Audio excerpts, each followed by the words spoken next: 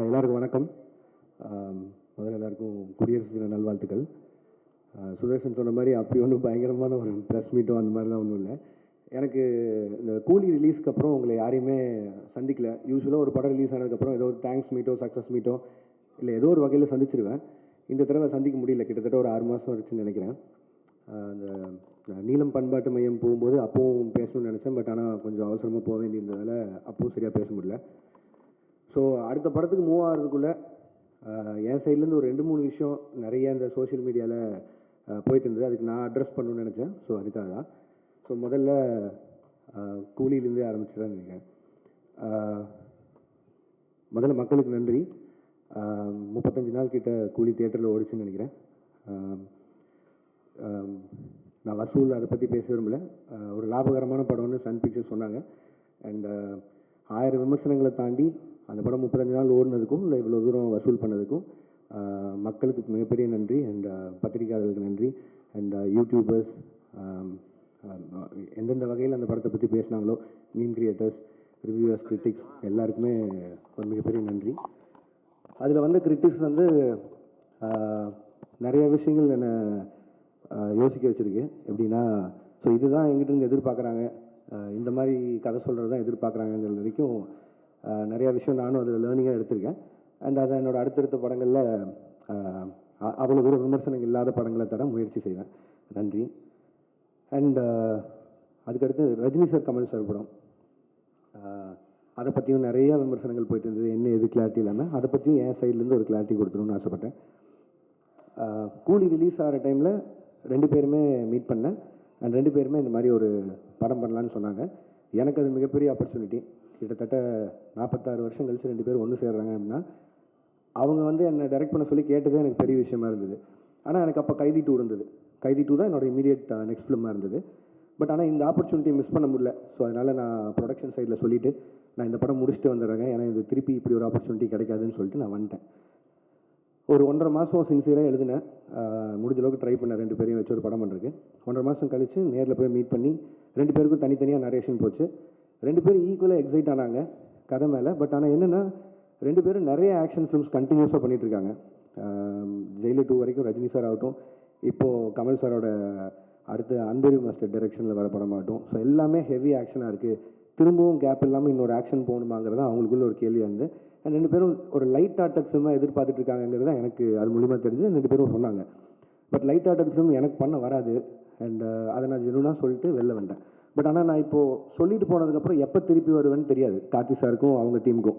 So அதனால் அவருக்கு கைதி 2க்கு இருந்த ஸ்லாட்டுக்கு இன்னொரு டைரக்டர் கொடுத்தாரு. இதுதான் ஆக்சுவலாக நடந்தது.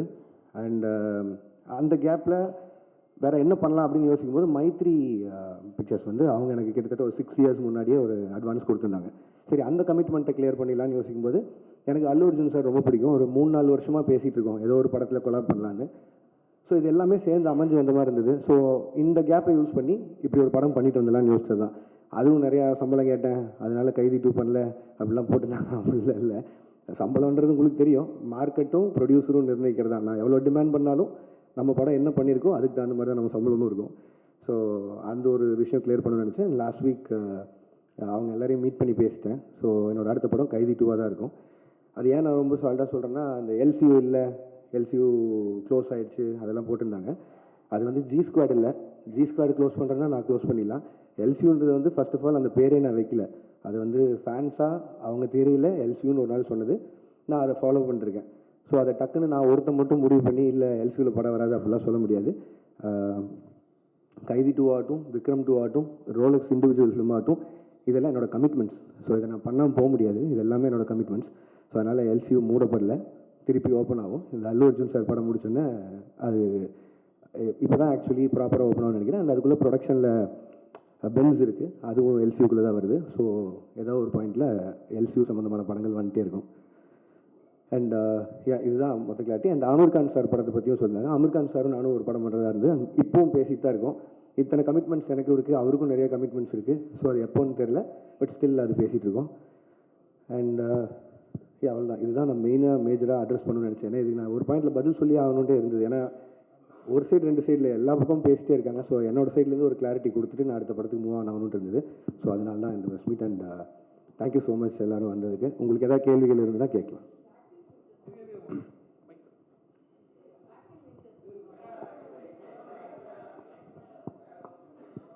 வாழ்த்துக்கள். First thanks ma'am. Acting ventures பற்றி பேசவே இல்லையே. அதான் மேம் இப்போ தான் ஆரம்பிச்சிருக்கு, ஒரு 2 ஸ்கெடியூல் முடிஞ்சிருக்கு. அது அருண் பேசினா நல்லாயிருக்கும்னு நினைக்கிறேன், அதனால் நான் பேசணும்னு நினைக்கிறேன். இன்னொரு 25 டேஸ் பேலன்ஸ் இருக்குது. அந்த படம் ஷூட் முடிச்சுட்டு நான் அடுத்து அல்லு அர்ஜுன் சார் படத்துக்கு மூவ் ஆகிடும். லோகேஷ் சார், உங்களுக்கு நடிக்கிறது ஈஸியாக இருக்கா, டைரக்ஷன் பண்ணுறது ஈஸியாக இருக்கா? எல்சியூவில் தனுஷ் சிம்புலாம் சேர்த்துக்கு வாய்ப்பு இருக்கா சொல்லுங்கள். ஏன்னா இவ்வளோ கேள்வி நடிக்கிறது அவ்வளோ ஈஸியாக இல்லைங்க, கஷ்டமாக தான் இருக்குது. எனக்கு தெரிஞ்சு அதான் நான் புதுசாக ஏதாவது கற்றுக்கணும், சும்மா இருக்க டைமை இப்படி ஏதாவது செலவு பண்ணணும்னு சொல்லி பார்த்தது தான். அண்ட் அருணுக்கு எனக்கு கம்ஃபர்ட் இருந்தது, ஃப்ரெண்டு வேறு. ஸோ அதனால் ஈஸியாக அந்த படம் பண்ணி முடியும்னு நினச்சேன். பட் ஆனால் அவ்வளோ ஈஸி இல்லை, கஷ்டம் தாங்க அது. திருப்பி அது கன்டினியூ பண்ணுவோம்னா இல்லையா தெரியல. இப்போ சொன்னேன்ல இவ்வளோ லைனப் இருக்குது, ஸோ அதெல்லாம் பண்ணணும். ஸோ தெரிலங்க. Lokesh. Hello. Hi. Yes sir. So initial daysல like lot of positive reviews வந்தது. லைக் நிறைய உங்களுக்கு நீங்கள் தான் மோஸ்ட் செலிபிரிட்டி டேரக்டர் அப்படிங்கிற மாதிரிலாம் நிறைய போயிட்டு இருந்தது. ரீசெண்டாக நெகட்டிவ்ஸும் இருக்குது, லைக் ஹேட்ரடும் இருக்குது. So handling both these things different spectrum, like அதை எப்படி பார்க்குறீங்க, like how you handle those? இல்லைங்க, நான் அதான் முன்னாடி தான் நான் சொல்கிறது ஒன்று தான். நான் அதை எதுவும் பர்சனலாக எடுத்துக்க மாட்டேன், ஏன்னா அது என்னோடய வேலை. இப்போ வந்து என்னோடய ஃபஸ்ட்டு படம் இல்லை கூலி, என்னோடய ஃபஸ்ட்டு படம் மாநகரம். கிட்டத்தட்ட 9 வருஷமாக எவ்வளோ பாராட்டுகள் வாங்கியிருப்பேன்னு எனக்கு தெரியும். அவ்வளோவே பாராட்டிட்டு இருக்காங்க. டக்குன்னு விமர்சனம் வரும்போது அதை மட்டும் நான் ஒத்துக்க மாட்டேன்னு சொல்கிறது நியாயம் இல்லை. அண்ட் படங்கிறது மக்களுக்காக, அது அவங்களுக்கு காட்டும்போது விமர்சனம் வரும்போதும் அதை ஏற்று தான் ஆகணும். ஸோ அதனால் அதை நான் ஸ்பிட் பண்ணி பார்க்கல. அண்ட் ரெண்டாவது அதை நான் பர்சனலாக எடுத்துக்கல, அது ப்ரொஃபஷனாக மட்டும் வச்சுக்கலான் இருக்கேன். ஸோ அதனால் success and average in going back அது உண்மை தானே, எல்லாருக்குமே நடக்கிறது தானே. ஸோ அதனால் நான் பெருசாக எடுத்துக்கல. Thank you. Hello, hi sir. Bhuvanish from The Hindu. You have a very loyal and passionate fan base, sir. அவங்க உங்களுக்கு கிரிட்டிசைஸ் பண்ணுறப்போ கூட it comes from a place of emotional investment that they've had over the years. இவ்வளோ படங்கள் பண்ணதுக்கப்புறம் how do you now define the relationship that you have with your audience? இல்லைங்க, அவங்க ஜென்யூனாக பேசுகிறதுல it is not just criticism, but அதில் ஏதோ ஒரு அக்கறை இருக்குதுன்னு நான் பார்க்குறேன். இப்போ நான் எக்ஸாம்பிளாக தான் சொல்கிறேன், ஒரு 10 ஃப்ரெண்ட்ஸ் இருக்காங்கன்னு வைங்களேன், அதில் எல்லாமே சரின்னு சொல்லிட்டு யாரோ ஒருத்தர் மட்டும் இல்லைடா நீ செய்கிற தப்புன்னா அவங்க உண்மையிலேயே ஃப்ரெண்டுன்னு நினைக்கிறேன். அந்த லாயல் பேஸ் ஆஃப் ஃபேன்ஸாக இருக்காங்கன்னு நான் நினைக்கிறேன். ஸோ அதனால் I'm very happy about them. Sir Akshay from the new Indian express. நீங்கள் ஒரு ஃபியூ இயர்ஸ்க்கு முன்னாடி வந்து சொல்லியிருந்தீங்க, இந்த மாதிரி எனக்கு ப்ராஜெக்ட்ஸுக்கு நடுவில் வந்து கொஞ்சம் ஸ்பேசிங் பண்ணணும், so that I can write அப்படின்ற மாதிரி சொல்லிட்டு, இப்போ நீங்கள் அடிஷ்னலாக வந்து ஆக்டிங்கும் பண்ணுறீங்க. So doesn't that defeat the purpose? இல்லைங்க, அப்படி பார்த்தா I can take lot of breaks. But பிரச்சனை என்னென்னா, இப்போ சொன்ன அந்த கமிட்மெண்ட்ஸ் எல்லாம் இருக்குல்ல, இது எல்லாமே ஒரு டைம் லைனில் இப்படி போகும்னு நினச்சி பண்ணுறோம். அது நடக்காமல் போகும்போது நம்மளுக்காக வெயிட் பண்ணுற ஹீரோஸ் இருக்காங்க, நமக்காக வெயிட் பண்ணுற ப்ரொடியூசர்ஸ் ஆகிடுறாங்க. ஸோ அதில் நிறைய அவங்களோட ஃபண்ட்ஸ் இன்வால்வ் ஆகுது. ஸோ என்னோட பிரேக்ஸ் வந்து அதில் அப்படி ஆகாது. அண்ட் இது நான் மெயினாக பண்ணணும்னு நினச்சது காரணம் என்னென்னா, ஆஃப்டர் கூலி ஐ நோ ஐ டேக் ஒரு 7-8 months பிரேக்குன்னு சொல்லி. ஸோ அந்த கேப்பில் ஒன்று பண்ணலான்னு யோசிக்கும் போது தான். அண்ட் அருண் எக்ஸ்பிளைன் பண்ணும்போதும் இந்த ஃபிலிமுக்கு ஒரு 60 days போதும் அப்படிங்கிற மாதிரி இருந்தது. ஸோ அதனால் என்னால் ஈஸியாக பண்ணிட முடியும். எதிர் வேறு எங்கேயாவது ஒரு வெக்கேஷன் போகிறதுக்கு பதிலாக இதில் போனால் கொஞ்சம் அப்சர்வ் பண்ணலாம், கற்றுக்கலாங்கிற ஒரு பாயிண்ட் தான். பட் இப்போ நம்ம ஏற்கனவே எழுதி வச்சுருந்த கதைனா அவ்வளோ ஒர்க் பண்ண தேவையில்லை. ஐ மீன் இப்போதைக்கு அதை எவ்வளோ தூரம் கான்டெம்பரரி அடாப்ட் பண்ண முடியுமோ அதுக்கு மட்டும் பண்ணிட்டு போயிடலாம். புதுசாக போய் ஃப்ரெஷ்ஷாக ஒரு கதை எழுதணுன்னா பிரச்சனை தான். ஸோ இந்த வயசில் ஓடி பார்த்தலாங்க தான். Lokesh sir, Yes ma'am. yeah, Abhirami from Dinamalar. Hi ma'am. First of all, thanks and appreciation for this clarification. ஏன்னா இந்த கிளாரிஃபிகேஷன் இல்லாமல் நிறைய உங்களை பற்றி போயிட்டே இருந்தது. Welcome ma'am. Thank you so much for that. இப்போ நீங்கள் ஆக்டிங்கில் மறுபடியும் இது டிரெக்ஷன் ஆக்டிங்க்கு வந்திருக்கீங்க.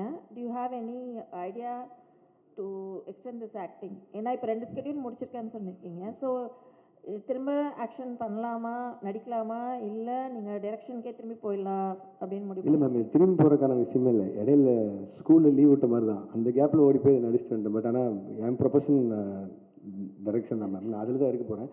இதே மாதிரி திருப்பி ஒரு 6 மாதம் படங்களுக்கு நடுவில் கேப் வந்து ஒரு சின்னதாக யாராவது ஒரு கதை எடுத்தால் நடிக்கலாமா. பட் இப்போதைக்கு அந்த எண்ணெல்லாம் இல்லைங்க. அருண் படம் முடிச்சுட்டு டைரக்ஷன் போகணும்.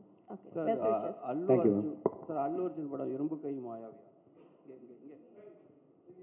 சார் இரும்பு கை மாயாவி அந்த கதை தான் அல்லு அர்ஜுன் பண்ணுறேன். இல்லை சார், அது வந்து இப்போ தான் அனௌன்ஸே பண்ணியிருக்காங்க சார் அந்த படத்தை பற்றி. ரெண்டாவது அவங்க ப்ரொடியூசர் சார்பாக அவங்க சைட்லேருந்து வர அனௌன்ஸ்மெண்ட் வர வரைக்கும் மட்டும் வைக்கலாம். இப்போதைக்கு ஒரு படம் பண்ணுறோம் சார். லோகேஷ் சார் இங்கே. Yes sir.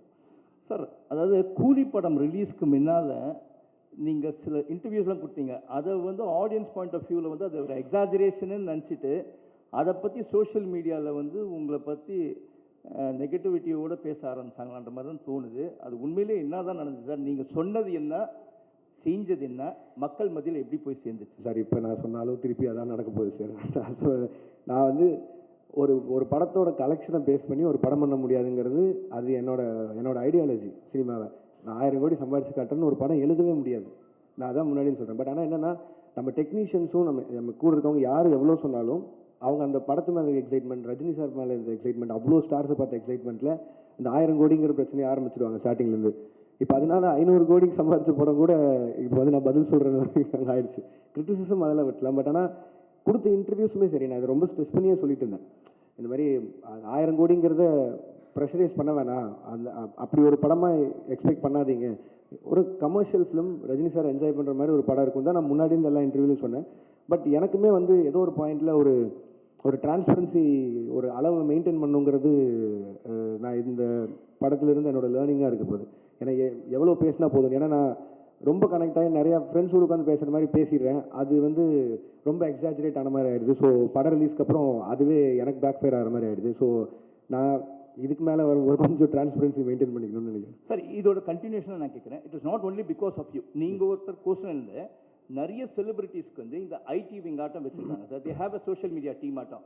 அந்த டீமை அட்மினிஸ்ட்ரேட் பண்ணுறவங்க வந்து அவங்க போடக்கூடிய சில ட்வீட்ஸோ இல்லை சோஷியல் மீடியாவில் போடக்கூடிய பதிவோ இட் பிகம்ஸ் அ பேக் ஃபயர்ன்ற மாதிரி ஆகிடுது. ஏன்னா உங்களை பற்றி நீங்கள் சொல்லாதே எக்ஸாஜரேட் பண்ண மாதிரி ஒரு படம் வந்து உங்களன்னு சொல்லலை, இன் ஜென்ரல் நான் ஆஸ்கிங்.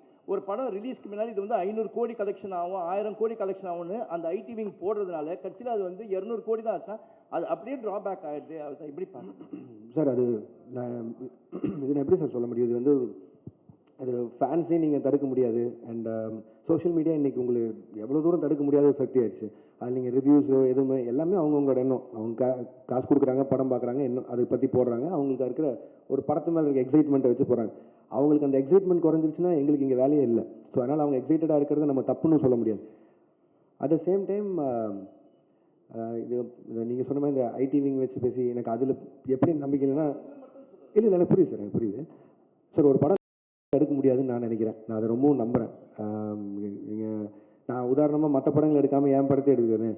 மாநகரம் ரிலீஸ் ஆகும்போது யாருக்குமே அங்கே அடையாளமே கிடையாது. சந்தீப் ரஜினி தான். பட் அந்த படத்தை கொண்டு போய் சேர்த்தது நீங்கள் தான். அன்றைக்கி 50 நாள் ஓடிச்சு.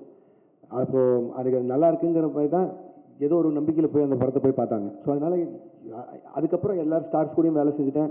அவங்களோட போஸ்டர்ஸ் வச்சாலே படம் போயிடும். பட் ஆனால் யாருமே இல்லாமல் ஒரு போஸ்டரில் இருக்கும்போது கூட மக்கள் வந்து பார்த்தாங்க. ஸோ ஒரு படம் நல்லா இருக்குன்னா இது எதுவுமே தடுக்காதுங்கிறது நான் நம்புகிறேன் சாலிடாக. Sir okay sir, Lokesh sir, இப்போ உங்களோட ஃப்யூச்சர் ப்ராஜெக்ட்ஸ் பற்றி நிறைய வந்துட்டுருக்கு செய்திகள். அப்படி ஒன்று வந்தது தான் ஹிந்திக்கு போயிட்டு நீங்கள் அமீர் கானோட பண்ண போகிறீங்க அப்படின்னு சொல்லிட்டு, அது ஃப்யூச்சரில் மெட்டீரியல்ஸ் ஆகிறதுக்கு வாய்ப்பு இருக்கா சார்? ஒரு 3-4 தடவை மீட்டிங் போச்சு. எனக்கு அவர் சின்ன வயசுலேருந்து ரொம்ப பிடிக்கும். அவர் ஒரு பெரிய ஃபேன் தான். அண்ட் அவரும் வந்து என் ஒர்க் ரொம்ப பிடிச்சுன்னு சொல்லி தான் அவர் கூலிலேருந்து படம் பண்ணணும்னு பேசுகிறார். பட் ஆனால் நான் சொன்னேன் சார், இங்கே இவ்வளோ கமிட்மெண்ட்ஸ் இருக்குது. அண்ட் சாருக்குமே அவருக்கும் நிறைய கமிட்மெண்ட்ஸ் இருக்குது. ஸோ இதே மாதிரி ஏதோ ஒரு டைம் லைனில் ஏதாவது மிஸ் மேட்ச் ஆகும்போதோ வேறு ஒரு டைம் கிடைக்குதோ அப்படிங்கிறத பார்த்து தான் சார் பண்ண முடியும். பட் ஆனால் we are talking sir. Sir எனக்கு எல்லா ஹீரோஸ் கூட வேலை செய்யணும் சார். அவங்க எல்லாரும் கூடயும் பேசிட்டு தான் இருக்கேன். பட் ஆனால் டைம் லைன் தான் சார் பிரச்சனை. சார் இங்கே ஒரு கேள்வி சார் இங்கே சார் இங்கே சார் நீங்கள் டிசியில் பண்ணிகிட்டு இருக்கிறதா, டிசியில் இப்போ பண்ணிக்கிட்டு இருக்கீங்க. அதேமாரி ஜனநாயகன்லேயும் ரிப்போர்ட்டராக பண்ணிகிட்டு இருக்கீங்க அப்படின்றதும் தகவல் வந்துச்சு. அது நீங்கள் எப்படி பார்க்குறீங்க? அதுக்கப்புறம் 2 கேள்வி அமைச்சிடறேன். இந்த சென்சார் இஷ்யூ கூலிலையும் ஏ சர்டிஃபிகேட் வந்திருந்தது, ஜனநாயகன்லையும் அது பாதிக்கப்பட்டிருக்கு. அது எப்படி சார் பார்க்குறீங்க இந்த 2 கொஸ்டின்?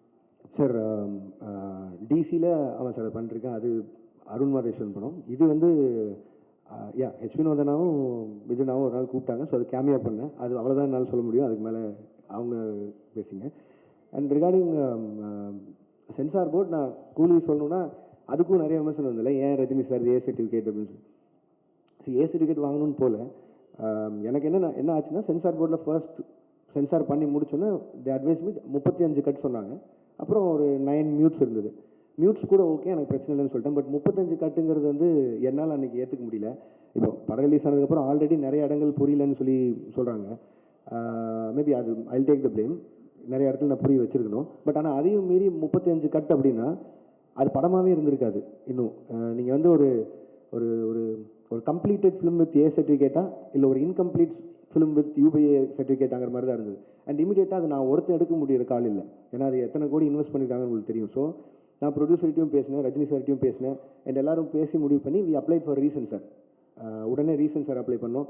ரீசென்சாரில் அடுத்த பேனல் பார்த்துட்டு திருப்பியும் அதே 35 கட் அட்வைஸ் பண்ணாங்க. பட் அட்வைஸ் பண்ணுறதை தாண்டி ரீசென்சாரில் எனக்கு சொன்னது என்னென்னா தீமேட்டிக்காகவே இது அதாவது பிணங்களை எரிக்கிறதும் இந்த மாதிரி பண்ணுறதுங்கிறதும் தீமேட்டிக்காகவே எனக்கு இந்த மாதிரி பண்ணணும். அண்ட் எங்களுக்கான ரிலீஸ் டைம் இருக்குது. அண்ட் எனக்கு அந்த படத்தை எந்தையுமே விஷுவலாக கட் பண்ணிட வேணாம், இது எல்லாத்தையும் மனசில் வச்சுட்டு ரஜினி சாரோட அட்வைஸையும் எடுத்துகிட்டு அண்ட் தென் வி டிசைடட். ஏன்னா ஒரு ஏ சர்டிஃபிகேட் வந்ததுனால மட்டுமே ஒரு 40-50 கோடி வருமானத்தில் லாஸ் இருக்க மாதிரி இருக்கும். பட் ஆனால் அது சன் பிக்சர்ஸ் எனக்கு கொடுத்த ஃப்ரீடம், ரஜினி சார் எனக்கு கொடுத்த ஃப்ரீடம், லோகேஷ் உங்கள் காலாக இருக்கட்டும், உங்களுக்கு என்ன தோணுதோ பண்ணுங்கன்னு. நான் ஒரு கம்ப்ளீட் ஃபிலிமாக இருக்கணும்னு சொல்லி தான் ஏ சர்டிஃபிகேட் கொடுத்துக்கிட்டது. இல்லைனா ஆப்வியஸாக இன்னும் கொஞ்சம் அதிகமாக சம்பாதிக்க போகுதுன்னா நான் வேணான்னு தான் சொல்லியிருப்பேன். பட் இதுதான் ஆக்சுவலி நடந்தது.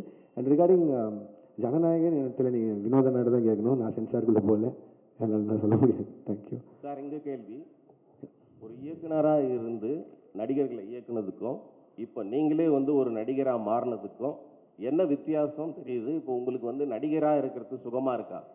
இப்போ தான் உங்கள்கிட்ட நாங்கள் சொன்னேன், ஆனால் உங்களுக்கு தமிழில் வேணும். சுகமாலாம் இல்லை, நான் நல்லா இல்லை, கொஞ்சம் கஷ்டமாக தான் இருக்குது. டைரக்ஷன் நம்ம தெரிஞ்ச வேலை செய்கிறதுக்கும் தெரியாத வேலை செய்கிறதுக்கு வித்தியாசம் தான். சார் மீனாட்சி சுந்தரம், உங்கள் படங்களில் நிறைய வன்முறை இருக்குது, வெட்டு குத்து ரத்தம் குரூரெல்லாம் இருக்குது. இது வந்து சமூகத்துக்கு நல்லது இல்லை. லோகேஷ் கனகராஜ் ஒரு மனநல டாக்டர் கூட பார்க்கணும் அளவுக்கு உச்சமாக கமெண்ட் வந்தது. அதை பற்றி என்ன நினைக்கிங்க? ஒன்று. ரெண்டாவது, ஜனநாயகன் நீங்கள் மலேசியாலாம் போய் விஜய் சாருக்கு நிறைய சப்போர்ட் பண்ணீங்க, சினிமா வாழ்க்கைக்கு அண்ணன் நீங்கள். அடுத்து இந்த ஏப்ரல் மே பிரச்சாரத்துக்காக போவீங்களா? அந்த வகையிலும் சப்போர்ட் இருக்குமா? காலையில் நேரம் ஏன்னா சொல்லுங்கள். இல்லை, நான் அந்த வன்முறை இது வந்து ஆனால் இப்போ நான் வந்து ஒரு சினிமா டைரக்டர் ஆகணும்னு நினச்சி வரும்போது, நான் சின்ன வயசுலேருந்து என்ன படங்கள் பார்த்து வந்தேனோ நான் ஒரு ஆக்ஷன் ஃபிலிம் டைரக்டர் ஆகணும்னு தான் வந்தேன். நான் தேவர் மகன் விருமாண்டியெல்லாம் பார்த்து தான் வந்தேன். நான் மனநல மருத்துவமனைக்கெல்லாம் போகல, நான் டைரக்டர் ஆகணும்னு முடிவு பண்ணி தான் இங்கே வந்தேன். அண்ட் இப்போ அதையும் தாண்டி இப்போது கில்பில் ஆகட்டும், வெளிநாட்டு படங்கள் பார்த்தா அதுக்கும் ஆஸ்கர்லாம் கிடைக்குது, அதாவது ஆக்ஷன் படங்களுக்கு. ஸோ இப்போ நம்ம இந்த இந்த இந்த ஜென்ரேஷனில் இருக்கவங்க எல்லாருமே கம்பேர் பண்ணுறதே வந்து கேம் ஆஃப் த்ரோன்ஸ் பார்க்குறாங்க, பிரேக்கிங் பேட், டெக்ஸ்டர் எல்லாத்தையும் பார்த்துறாங்க. ஸோ இதுவே 10 வருஷம் ஆயிடுச்சு இதெல்லாம் வந்து. அப்போ என்னென்னா அவங்க ஆன் பார் நாங்கள் பார்க்குற இந்த வெப் சீரிஸ் அளவுக்கு இருக்கா அப்படிங்கிறத கம்பேரிசன் வைக்கிறாங்க. அதுக்காக வைலன்ஸ் பண்ணி ஒரு படத்தை பண்ணுறது மட்டும்தான் ஹாலிவுட் லெவலுக்கு கம்பேர் பண்ணுறது நான் சொல்ல, அதையும் காரணமாக வைக்கிறாங்க. ஒரு 2.5 மணி நேரம் நீங்கள் தேட்டருக்குள்ளே வந்ததுக்கு நான் உங்களை என்கேஜாக வச்சுக்கணும்னு நினைக்கிறதே எனக்கு அவ்வளோ பெரிய சேலஞ்சாக இருக்குது. இதில் இந்த சோ கால்டு வயலன்ஸ், நான் வயலன்ஸ்னே சொல்ல வரக்கூடாது, நான் அது ஒரு ஆக்ஷன் படம். நான் எப்படி ஜாக்கி சானை பார்த்தோம், எப்படி ப்ரூஸ்லி பார்த்தோம், அர்னால்டை பார்த்தோம், அப்படிலாம் பார்த்து தான் வந்தோம். அதுக்கப்புறமா ரஜினி சார் பார்த்தோம், நம்ம ஊர்லேயே கமல் சார் பார்த்தோம், எல்லா ஆக்ஷனும் விஜயகாந்த் சாரோட ஒன்று தேட்டரில் விடாமல் பார்த்தோம். இதெல்லாம் தான் ஒரு ஆக்ஷன் டைரக்டர் ஆகணும்னு மாற்றுறது. இது எப்படின்னா, இப்போ வந்து ஏதோ ஒரு பக்கம் பார்த்துட்டு இந்த மாதிரி நீங்கள் சொன்ன மாதிரி இன்ஃப்ளூயன்ஸாக இப்படி பண்ணுறாங்க அப்படின்னா, அது அவ்வளோ ஈஸியாக அப்படி சொல்லிட்டு கடந்து போகிற விஷயம் இல்லைல்லண்ணே. ஒரு தப்பு நடக்குது, அதுக்கு இந்த டைரக்டரோட படம் தான் காரணம்னு சொல்லிட்டா அது அவ்வளோ ஈஸி இல்லைல்லண்ணே. இப்போ எனக்கு ஒரு பொறுப்பு இருக்கணும்னு சொல்கிறீங்களே, இருக்குது, சமூக பொறுப்பு இருக்குது, ஓகே, நான் வயலன்ஸ் கம்மியாக, பார்க்குறவங்களுக்கும் அந்த பொறுப்பு இருக்கணும் இல்லைண்ணே. அப்புறம் எதுக்கு நான் படிக்கிறோம், எதுக்கு இத்தனை பேர் அப்பா அம்மா வளர்த்து எவ்வளோ பேர்கிட்ட அட்வைஸ் கேட்குறோம், எல்லாருமே இருக்குல்ல. ஸோ அது ஈஸியாக கடந்து போகிற விஷயமே இல்லைன்றேன். அதையும் மீறி உங்களை ஒரு சினிமா ஒரு 2.5 மணி நேரம் பொழுதுபோக்கு படம் உங்களை மாற்றுதுன்னா மனசார நம்ம எவ்வளோ வீக்காக இருக்கும். அப்போ நாளைக்கு எதில் வேணாலும் இன்ஃப்ளூயன்ஸ் ஆகும்ல, அது நம்ம தானே, நம்ம கையில் தானே இருக்குது. அதுக்கு அதை காரணம் காட்டிடக்கூடாதுன்னு சொல்கிறேன். 2 சைடும் பொறுப்பாக இருக்கணும்னு தான் நான் சொல்கிறேன். லோகேஷ் பிரச்சாரம் தானே இல்லைண்ணே, அரசியலுக்கு எனக்கு என்னென்ன சம்பந்தம். அண்ணா ஒரு இப்போ தேவதாஸ் படம் பண்ணுறீங்க, தேவதாஸில் இந்த கெட்டப் தானா? ஏன்னா தேவதாஸ்னாவே தாடி வச்சுன்னு தான் வரணுமா? அதனால் லோகேஷ் கனகராஜ் வந்து அது மாதிரி மென்ஷன் பண்ணுறாங்களா? அதுக்கப்புறம் வந்து நீங்கள் நடிக்க போகிறேன்னு சொன்ன பிறகு எந்தெந்த ஆக்டர் வந்து உங்களை வந்து நடிக்காத நீ டைரக்டே பண்ணுன்னு சொன்னாங்க? ரஜினி சார், கமல் சார் என்ன சொன்னாங்க? இல்லைண்ணே, இந்த ஃபஸ்ட்டுக்கு லைன் ஆஃப் கேள்விக்கு வந்து அருண் தான் பதில் சொல்லணும். தேவதாஸ் தாடி வச்சிருக்கணுமா வச்சிருக்கூடாதா அதெல்லாமே அவன் தான் பதில் சொல்லணும். இது வந்து அவன் இப்படி வர சொன்னான், அதனால நான் இப்படி நடிச்சிருக்கேன், அவள் தான் என்னால் பதில் சொல்ல முடியும். அண்ட் இல்லைண்ணா, நான் ரஜினி சார்கிட்ட போகிறதுக்கு முன்னாடி அவர் தெரியும் நான் நடிக்கிறேன். நான் இப்போ கூலியிலேருந்து வரும்போது அவர் வாழ்த்துக்கள் தான் சொன்னார், கமல் சார் வாழ்த்துக்கள் தான் சொன்னார். அண்ட் நான் விஜயநாட்டை பேசினேன், அவர் வாழ்த்துக்கள் சொன்னார். அண்ட் சேது நான் மீட் பண்ணும்போது பேசினேன். அவள் தான் யார் யார் அன்றைக்கி பார்க்குறோமோ அது மட்டும் தான் மீட் பண்ணி பேசணும். அண்ட் இன்னொரு கிளாரிட்டியும் கொடுக்கணும்னு நினச்சி, இந்த நீங்கள் இந்த ரஜினி சார் கமல் சாரை பற்றி பேசினால அவங்க 2 பேரை வந்து அன்ஃபாலோ பண்ணிட்டேன் ட்விட்டர்லேருந்து அப்படின்லாம் சொல்லியிருந்தாங்க. அவங்க 2 பேரும் எந்த இடத்துல இருக்காங்க, நான் அவங்க கூட ஒர்க் பண்ணதே ஒரு பாக்கியமாக நினச்சிட்டு இருக்கேன். நான் ஒரு ஊர்லேருந்து வந்து 2 பேரையும் டைரக்ட் பண்ணிட்டேங்கிறத. ஒரு 2 வருஷத்துக்கு முன்னாடி ஸ்க்ரால் பண்ணும்போது லைக் போட்டதுக்கே நான் எவ்வளோ பதில் சொல்கிறேன், தெரியாமல் லைக் பண்ணதுக்கு எவ்வளோ பதில் சொல்கிறதுன்னு எனக்கு தெரியும். இன்றைக்கி தேதிக்கு அப்படி யாராவது அன்ஃபாலோ பண்ணிட முடியுமா, இல்லை அது எப்படி பாசிபிளாக இருக்கும்? அது ஏன் நான் சொல்கிறேன்னா, இப்போ எங்கள் அம்மாக்கெல்லாம் வந்து ட்விட்டர்னு என்னன்னு தெரியாது, ஃபாலோ அன்ஃபாலோன்னு என்னன்னு தெரியாது. ஆனால் அவங்க எனக்கு ஃபோன் பண்ணி ஏன்டா Kamal sorry Rajini sorry unfollow பண்ணுறேன்னு கேட்குறாங்க. ஏன்னா நான் சொல்கிறது கூட நம்ப மாட்டாங்க, நீங்கள் சொல்கிறது தான் நம்புகிறாங்க. அதனால தான் நான் சொல்லிட்டுருக்கேன். நான் அந்த மாதிரி அன்ஃபாலோ பண்ணுறதோ அப்படி எதுவும் இல்லை. அதையும் மீறி இந்த மாதிரி ஏதாவது சென்சிட்டிவான விஷயம் இருந்ததுன்னா என் சைட்லேயோ இல்லை என் டீம் சைட்லையோ யாராவது கிட்ட கேட்டு கொஞ்சம் எழுதுனீங்கன்னா பேசுனீங்கன்னா நல்லாயிருக்கும்னு நினைக்கிறேன். அதை வேண்டுகோளாக வச்சுக்கிறேன். மலேசியா போனதுக்கப்புறம் இங்கே தானே மலேசியா போனதுக்கப்புறம் உங்கள் டிவிக்கு அந்த விஜய் ரசிகர்லாம் உங்களை வச்சு கொண்டாடுறாங்க. ஏன் கொண்டாடுறாங்கன்னு யோசிச்சு பார்த்தீங்களா? இல்லை புரியல, என்ன சொல்லுங்க.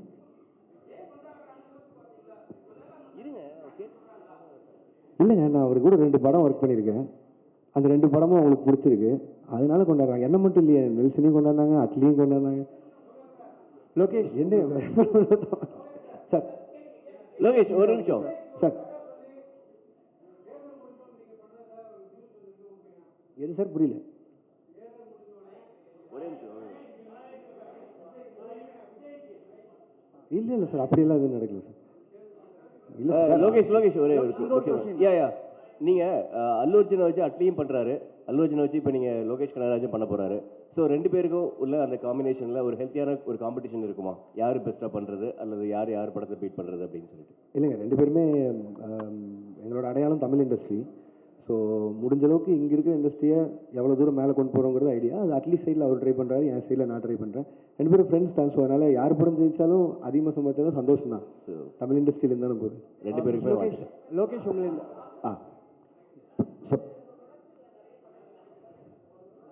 என்னென்ன படங்கள் அப்டேட் பண்ணுங்க சார் உங்கள் ப்ரொடக்ஷன்? எஸ் மேம், அது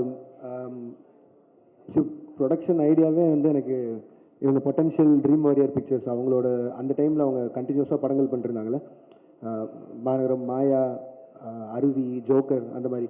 ஸோ அது மாதிரியான ஒரு சின்ன பட்ஜெட்டில் படங்கள் பண்ணுங்கிறது ஆசை. இப்போதைக்கு மிஸ்டர் பாரத்னு சொல்லிட்டு நிரஞ்சன் டைரக்டர் அவர் எடுத்த படம், அது முடிஞ்சிச்சு, போஸ்ட் ப்ரொடக்ஷனில் இருக்குது, ரிலீஸ்க்கு தயாராகிட்டு இருக்கு. ரத்னகுமார் டைரக்ட் பண்ணுற படம் 29ன்னு சொல்லி, அது நானும் Karthik Subbaraj sir, Karthik Santhanam, Stone Bench அவங்களும் சேர்ந்து தயாரிக்கும். அந்த படமும் ஷூட்டிங் முடிஞ்சிச்சு, அது போஸ்ட் ப்ரொடக்ஷன் ரெடி ஆகிட்டு இருக்கு. அண்ட் பாக்யராஜ் கண்ணன் டைரக்ட் பண்ணுற படத்தில் வந்து பென்ஸ், அது ஷூட் போயிட்டுருக்கு. அது எனக்கு தெரிஞ்சு பெரிய படம், அதனால் அது கொஞ்சம் ஷூட் போகும், இன்னும் கொஞ்சம் நிறையா ஷூட் போகும்னு நினைக்கிறேன். ஸோ இதில் மிஸ்டர் பாரத்தும் பென்ஸும் வந்து நான் மட்டும் ப்ரொடியூசர் இல்லை, என் கூட Sudhan sir and Jagadish bro அவங்களோட கம்பெனிஸும் இன்வால்வ் ஆயிருக்கு. இதான் இப்போதைக்கு. லோகேஷ் லாஸ்ட்டாக ஒரு கேள்வி. உங்களை பற்றி சோஷியல் மீடியாவில் லோகேஷ், எஸ் சார், உங்களை பற்றி சோஷியல் மீடியாவில் ஒரு நடிகையோட சேர்த்து காதல் லவ் அது இதுன்னு வந்துட்டு இருந்தது. நிறையா இருந்துச்சு. இல்லை நீங்கள் ஏதாவது அந்த மாதிரி போயிட்டு இருக்கா? ஃபேமிலியாக போகிறீங்களா? இல்லை சார், இல்லை சார், எனக்கு ஆல்ரெடி ஃபேமிலி இருக்குது சார், நான் இல்லை இல்லை. Second family. Thank you sir, thank you sir,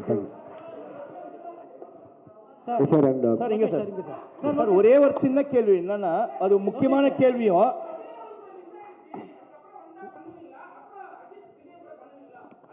என்னங்க ஏங்க பண்ண மாட்டேன்னு சொல்ல போகிறேன், பண்ணதாங்க போகிறேன். லோகேஷ் ப்ரோ இல்லைங்க, அது மிஸ் ஆகிறது தாண்டி இல்லை, என்னால் அப்படி இல்லை.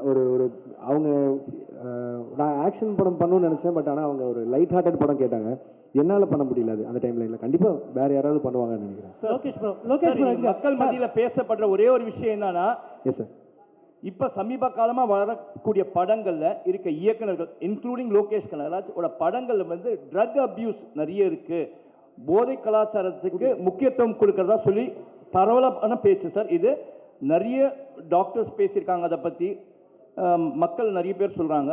இதை பற்றி உங்களோட கருத்து என்ன? அதே மாதிரி இந்த மாதிரி ட்ரக் யூசேஜை வந்து படத்தில் வந்து பிக்சரைஸ் பண்ணுறது நல்லதா?